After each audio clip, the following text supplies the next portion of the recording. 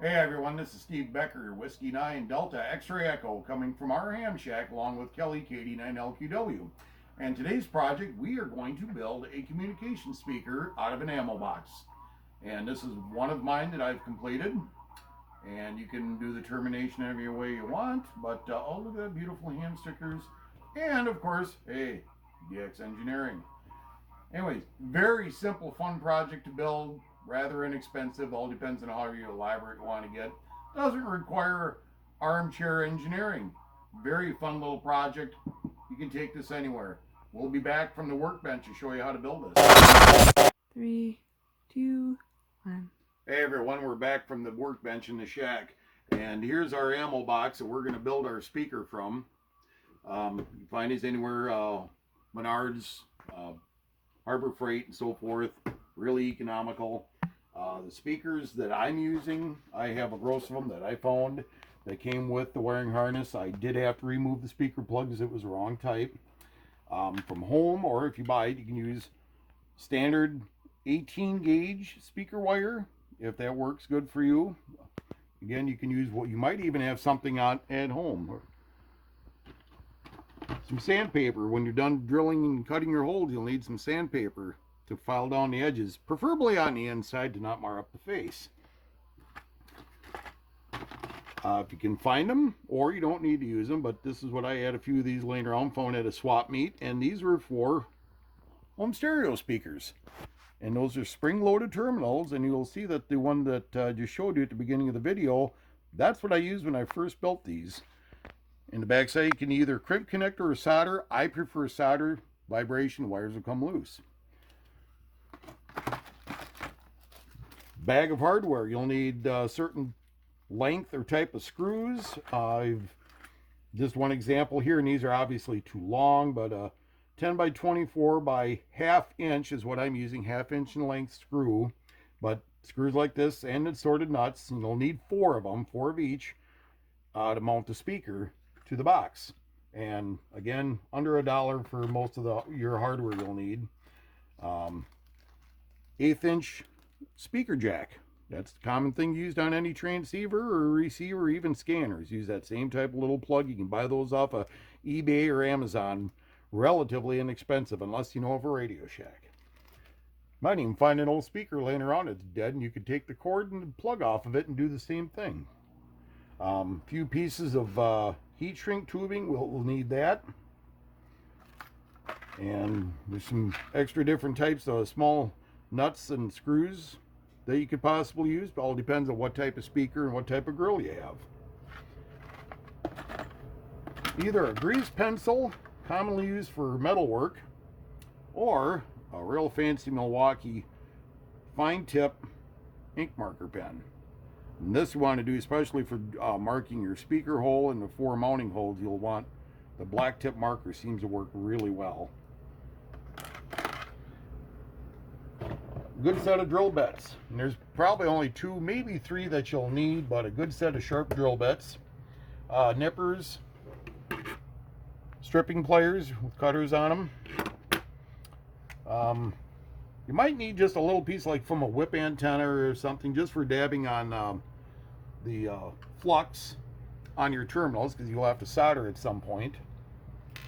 And a good cordless drill, or even a quarter drill you could use, as long as you got good bits. That's the big thing. And if you saw it, and this is my choice,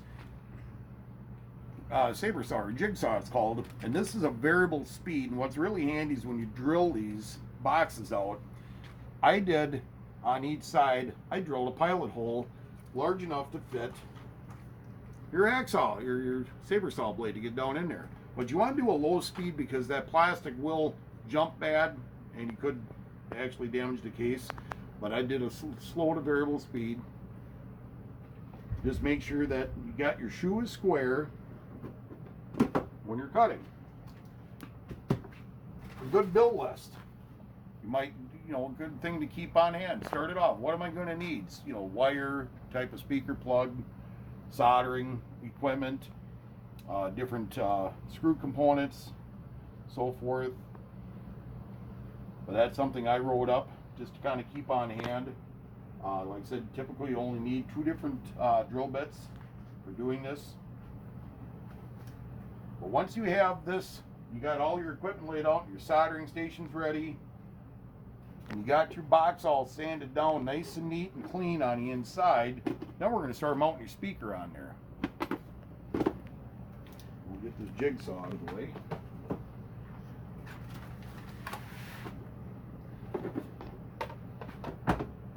Now, as I found with mine, you'll need a wrench, possibly a wrench. You probably won't be able to fit a nut driver in there, so these here are 9mm.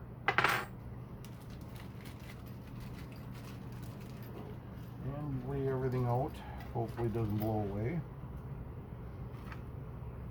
And here's your speaker plug. And here's another thing too. Depending on how you want to run it, you might just want to drill a hole through the side and feed your wire through when you're done.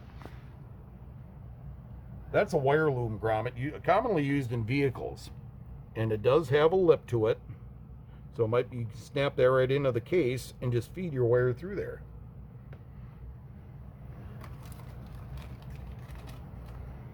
So first of all, we're going to get the speaker mounted.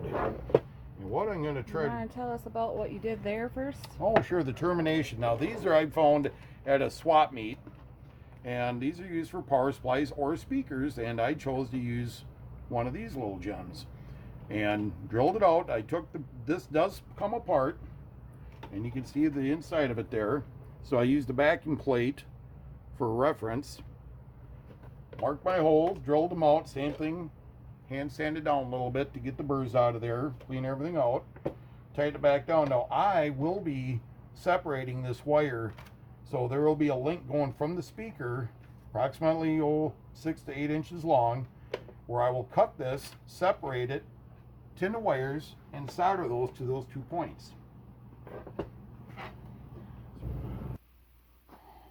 3, 2, 1. Okay, before we get into the cutting and nipping of anything, now, not all speakers are the same, so your application might be different. Mine, actually, these come apart and have little tabs on the back side to lock in to these little tiny grooves in these speakers. So what I did, laid it just like so, and I pre-measured the top of the box. Try to get center with that, center with your mounting template, and using your marker, measure out the inside of it, mark off the inside, and then your 4 holes.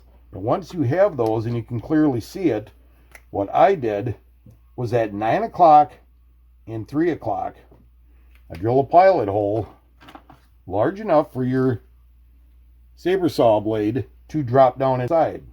Now when you're cutting this, you got this all marked and you're happy with it, and you're ready to go on, and you got your 2 holes drilled out, you walk along with your jigsaw very gently around this cutting. Stay on the line.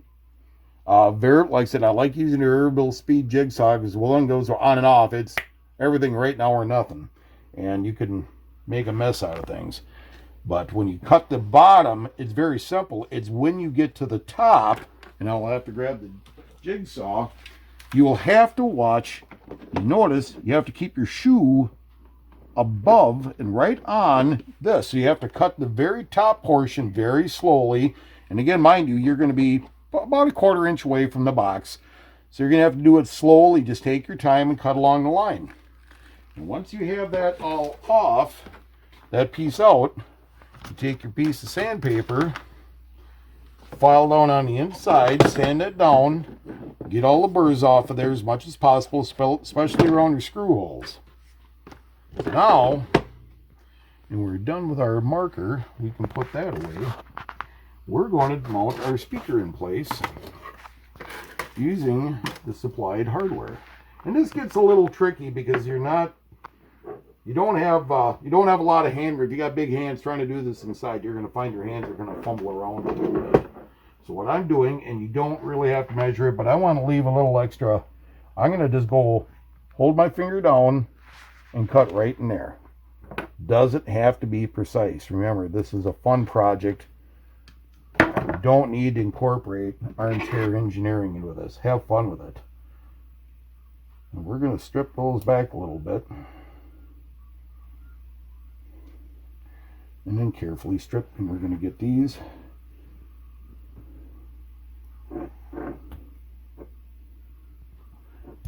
And it helps to have a good pair of strippers. These things have seen a tremendous amount of use over the years. Just be gentle with it. This speaker wire is really soft and pliable. You could almost nick the sides with your fingernail. But I always twist them. I'm going to take a little bit more off the hot side.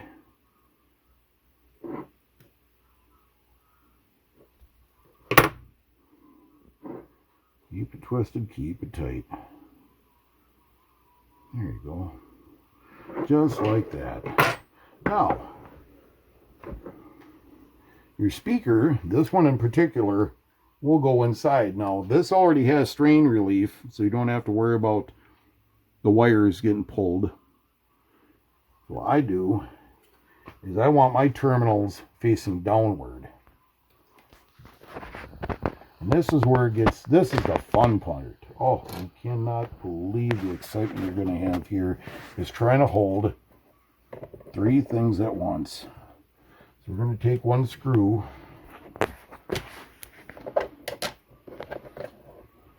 And it might help too if you got a grill like that. You can use a piece of like electrical tape and put it over one of your screws to hold it in place. We're just going to get one nut going in here.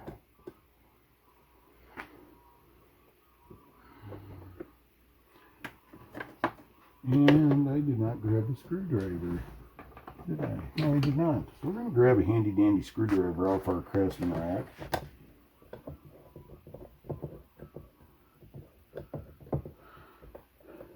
Just get it started.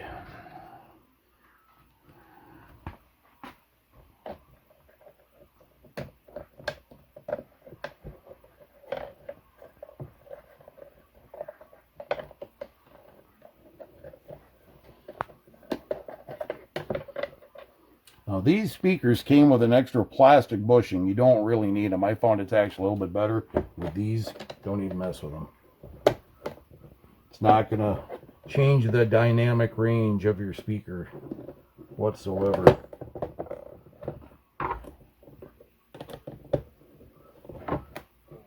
Get started. Always remember to be careful. The last thing you want to do is poke a hole in your brand new speaker that you spend so much money on.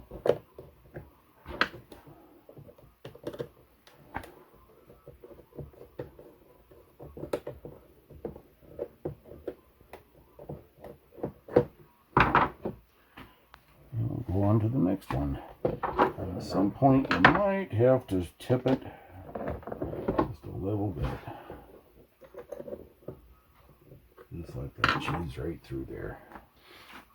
Now these speakers do have a little bit of a lip on the back side, so trying to get the nut started can be a little bit of a hassle.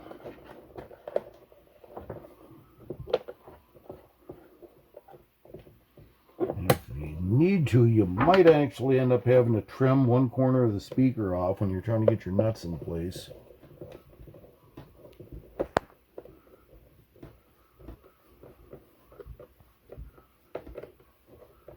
Like I said, these things are a little bit of a trick to get started because of that little lip on the back.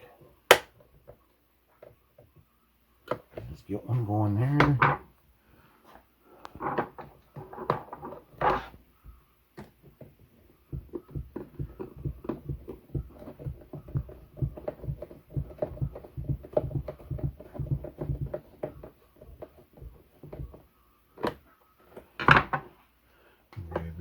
Nut.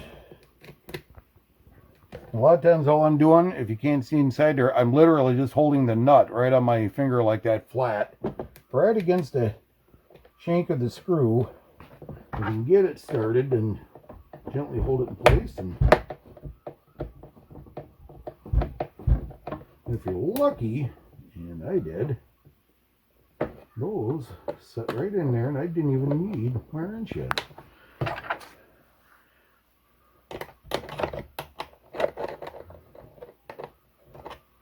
Wrong. That was not a mine.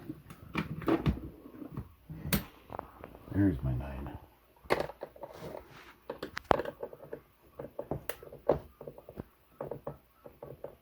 Just gently. You don't have to crank these down super tight. Just get them good and snug.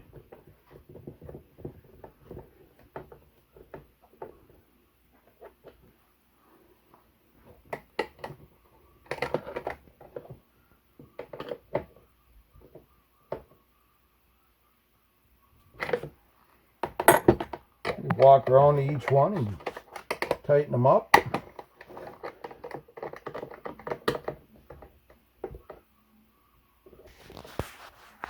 And there you go. And then you should be done with your wrench. Put that back on the rack. We'll leave our screwdriver out in case we need it. Now, the fun part. We are going to do some soldering.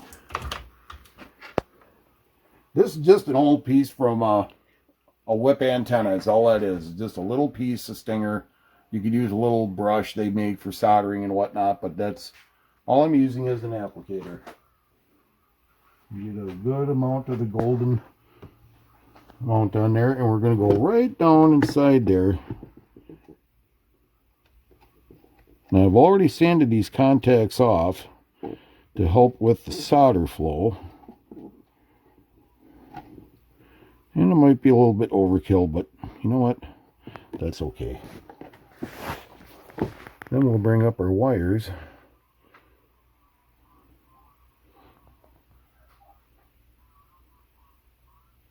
We'll add just a little bit of goodness to those. Happy little wires.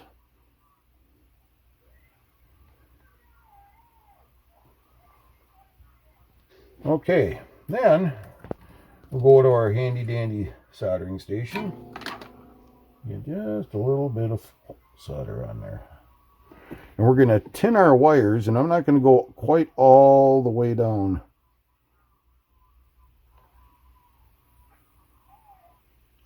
The magic smoke.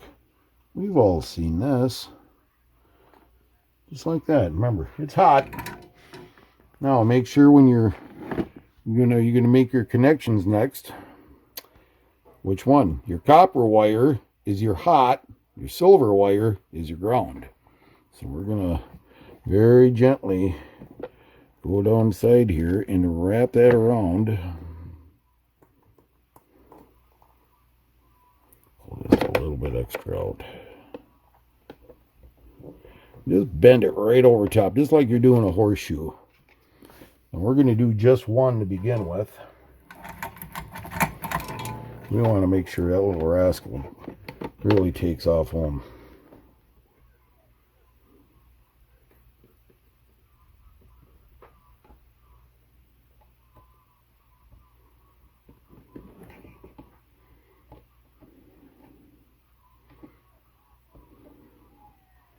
And when we're done, we're going to get out our handy dandy multimeter and we're going to test our circuit. Nice and tight, and go on to the next one. There's different ways you could go about this.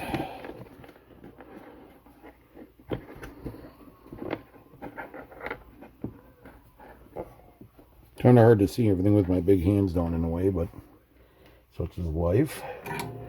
And we're going to give, just in case, just an extra little dab of golden goodness on the wires down there.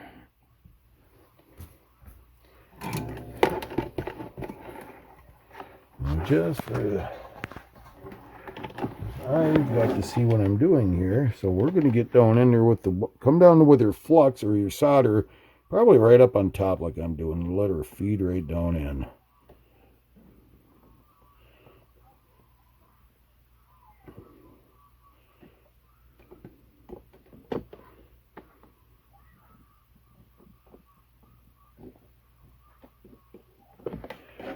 Okay, out of the way, we're going to check. Yep, we're nice and tight. Now, I'm going to grab my multimeter. We're going to do a continuity test. We want to hear that. That's goodness. So we're going to test our hot side, stick in that lead, and then the back side and go back. Hey, guess what? We got connection. We got connection. We are good there. Shut your meter off. that is done. Now, this is where your handy dandy little piece of foam rubber comes in.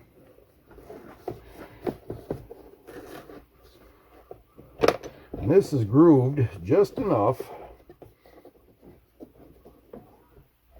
where it fits right underneath my terminals and it's not going to cause a problem. Lays right in there nice and flat just like that. Why are we doing that, Steve? That just gives a better acoustic. Some of these cases, because they're plastic and it's small, will have a hollow sound to it. This will deepen the tone of the speaker, really give it a nice sound. We're going to snap that on there.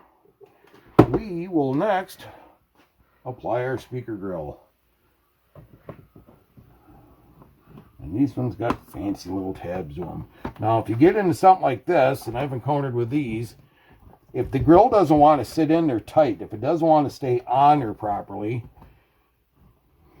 we're going to apply just a little bit of Stick You Bastard. And this is Loctite Super Glue Gel Control.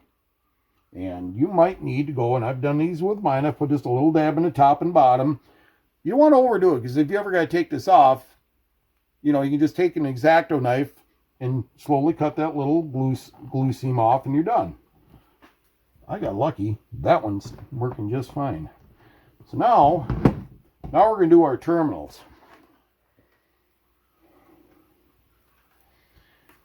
It's always so much fun. And again, you can use whatever length of speaker wire, be it if you want 3 feet or 30 feet, that's totally up to you. And we're going to need possibly a couple little pieces of shrink tubing. So what we'll do first,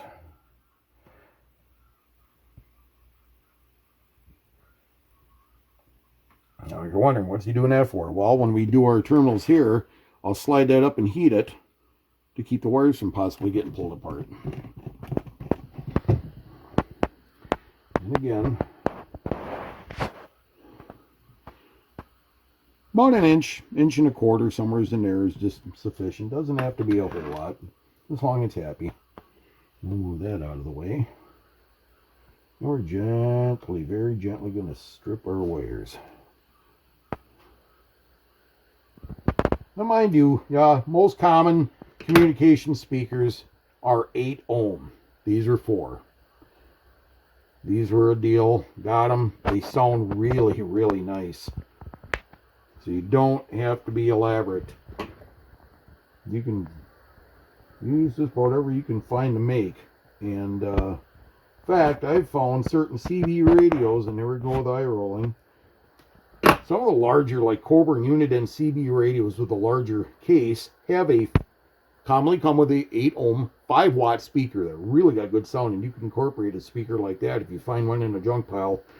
Don't look, oh, it's just a CB. Well, that speaker could be of use.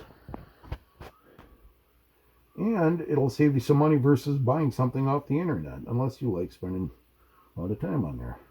So we're going to flux our wires really good here. Give them a little bath of goodness there, the golden goodness. Use just a little bit of solder. We're going to tin our wires. And I like to hold them up, because it gets it to flow real nice. Look at that. Isn't that pretty?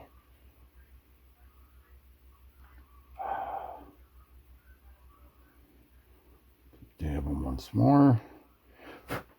There you go. You've just tinned your wires. Always a handy little creation. Now, I don't have a lighter in my pocket, so we're going to just try to use a little bit of heat in the soldering iron here. And gently slide across our heat shrink tubing without damaging the wires. Mind you, that's hot. Obvious. So we're going to go and attach our wires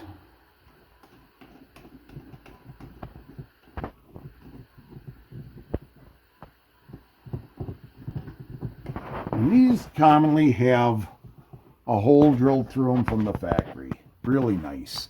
If you don't, you can always wrap the wire. You could even take a crimp connector, loop connector, and solder it. I highly recommend soldering because the wires can get pulled out. Always solder. If you're doing crimp connector, solder that wire. Gives a lot better circuit. See? Just like that. Doesn't have to be fancy. Practical. Fun and practical. Now we're going to do our speaker jack. Again, these you can buy Amazon, eBay, DX Engineering, whoever. It's just an 1/8 inch mono, M-O-N-O speaker plug. We're going to take the jacket. We'll slide that back. Mind you, make sure you put that on right because one end is threaded. You know, my camera gal's really having fun with this. I can tell by the excited look in her eyes. We're going to slide that all the way back. You know why? We don't want nothing to happen to that. Worst thing apart about is you're soldering this together, that slides down, gets cracked. And then what do you got? You got hurt feelings. Well, we're not going to have hurt feelings. So we're going to strip that back just a little bit. Now mind you, your hot lead is going to be longer than your ground lead. So what I will do with my ground wire here is I'm going to nip off just a little bit. Again, this is fun, not rocket science. Don't have to critique it. We're going to take this little gem here. Now I'm going to keep that handy because that we're going to slide over. When I'm done soldering, that little piece of heat shrink tubing is going to go over that pin to isolate it. Not because it's been a bad wire. I'm going to strip back just a little bit. Doesn't take much. You can do, I've got helping hands there. When I do, you can use those, or you can do it freehand. I've suffered enough in my life. So we're going to dab it into flux. What are you dabbing? We're going to dab end of the wire into the flux. And what I'm going to do is I'm going to spread a little schmew, as we call it, the golden schmew, over that connector, that pin. Because when you stick your wire through and you bend that back, that's how I do it. I always bend them back. Now, you adjust one little extra amount. This is why. The wire won't pull. It's secured.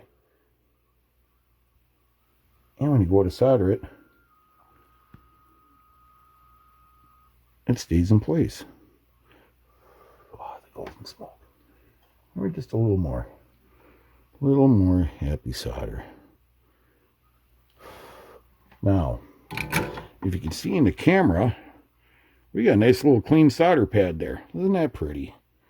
Now, what you can do, that little extra, yep, just a tiny fragment off.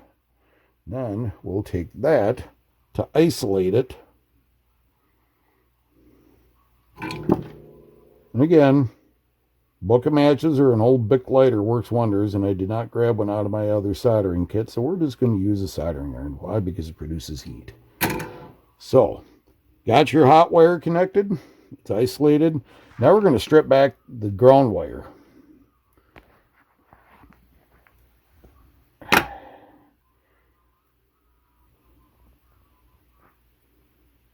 And give it a little bit of flux. And you want to do a little bit on the wire. Just brush it on there. Don't need quite that much schmew. Now, what I do also is I do the inside of the pin. Decent amount. Both sides. Might be a little bit overkill, but that's the way I am. Now, what I'll do is I will stick that through. And I'm going to bend this wire back just a little bit, get it right there. We're going to bend it over. Now, very, very gently, we're going to bend these little tabs over. Now, these little tabs on there, if you can see that, I'll get my little handy-dandy poker thing here. Right there. Those are little tabs you use. That's for strain relief. That's to hold your wire in place. So we're going to bend those over. Give her a good squeeze. Now you got your wire on there, your ground wires on there. Probably rubbed a little bit off with your finger because I'm not using my little trusty helping hands today. And then what we'll do is I'm going to try to hold this Right in there. And we're going to apply some solder. Ah, the magic smoke.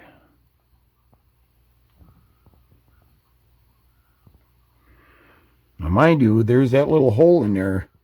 You want to fill that. Just like that. Nice, pretty little soldering job there. Mind you, it's hot. But there, you filled in that hole. The wire is soldered right directed to it. It won't come loose. Now, you can pull your wire back.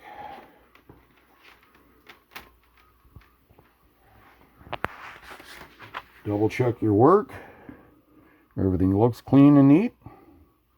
So we're going to gently push this together. Screw that back on. And voila. And that's not going anywhere. Now, what are we going to do last? We're done with the soldering station, we hope. So we're going to shut that off. And we're going to get out our trusty fluke meter. And we're going to do, we want that sound. We want to make sure that everything is kosher with the world. So we're going to go do the hot pin, because there's your little black insulator in between. We're going to hold it just like so as I do. And we're golden. And then we're going to go to the negative side. And we're golden. So now, I'll shut off my power supply, or my test meter here. And we're going to head over to the bench. And we're going to hook this up to a Kenwood TS50 HF transceiver. And mind you, right now I've got an external speaker plugged into it. It was an old Sony speaker that we use for surround sound. It sounds good. We're going to unplug that speaker so you can listen to the internal speaker versus this. We'll be right back.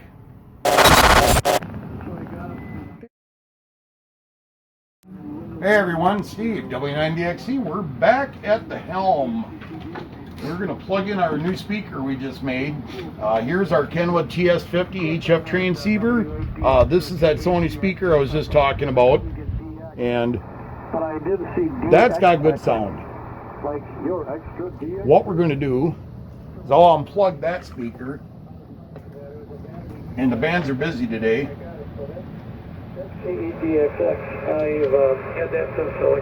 That's factory speaker. Now we'll plug in our speaker and see what happens here. And of course, there was no need for me to upgrade. How do I say this? No need for me to change the top line. But anyway, I'm sure you have an interesting story too. Well, these speakers that I've made have got a nice, deep, rich sound to them. And again, that's a small box. This is a large one from. This box came from Menards.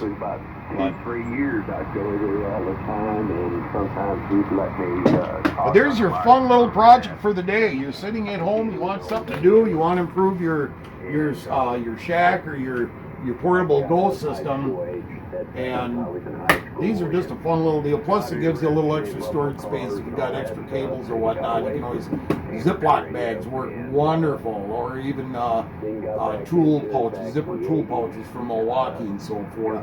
Fit them right in there. But that's it, folks. There you go. Fun little project. No big hassle. Doesn't require armchair engineering. Just something simple, basic that anybody can do. Everyone have a good day. Be safe out there. Steve, W9DXC, adios. Happy trails. for the technician.